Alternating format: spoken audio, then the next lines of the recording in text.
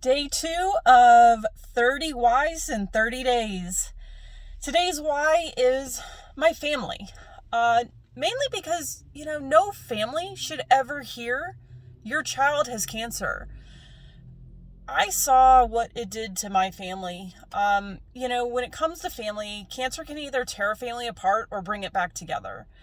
It can do one of two things. And I think the thing we often forget about with family is we all see a different picture. My mom was basically there at the front line. She stopped being a music teacher to become my full-time nurse for basically the remainder of my 8th grade year. And she continued to be a nurse for me over the summer when I needed her because I had all day appointments at the clinic. There was no way she was going to be able to go back to school and teach. She saw me sick. She was the one who took care of me. She was the one who gave me my pills. She was the one who made me food. She was the one who was by my side. My dad, he was the one who had to keep working. He was the finance guy. He knew that his job was where we had our health insurance. He also knew that, that was what he could do to contribute to the family. Every day, if I was in the hospital after work, he would come and he would read the newspaper in the hospital room. At home, he gave up the main room where his chair was, his TV was, and he moved to the basement so that I could be more comfortable. He knew that was something simple he could do. My brother, he was a senior in high school when I was diagnosed. My parents wanted to keep his life as normal as possible. They didn't want my cancer to interrupt his life, even though it kind of already did. My dad walked to work. Thankfully, he only worked, a couple miles away from home. But, that allowed my brother to have a car to drive himself to school, which kept his life normal.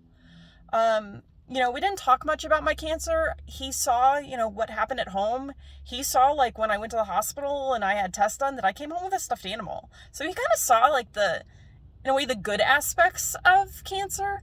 He also was able to be there and enjoy the experience of a Make-A-Wish. Or a special wish in my case. He wasn't really there in the front lines. And then you had my sister, who was a freshman in college at the time.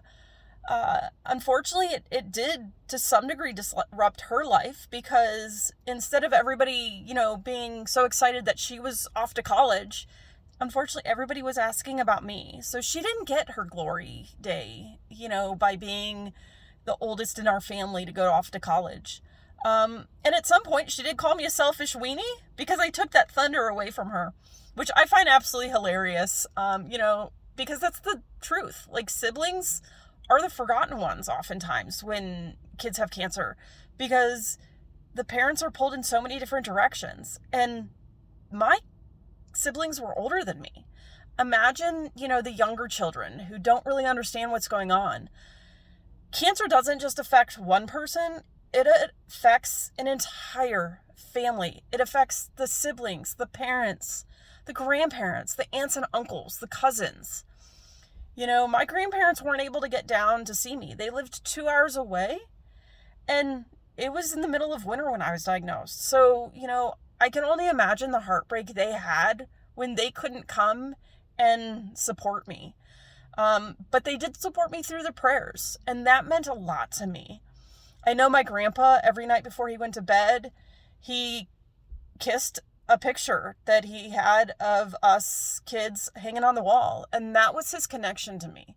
Every day he would wake up and pray for me. And in return, every day I woke up and I prayed for him as well because he wasn't in the greatest of health.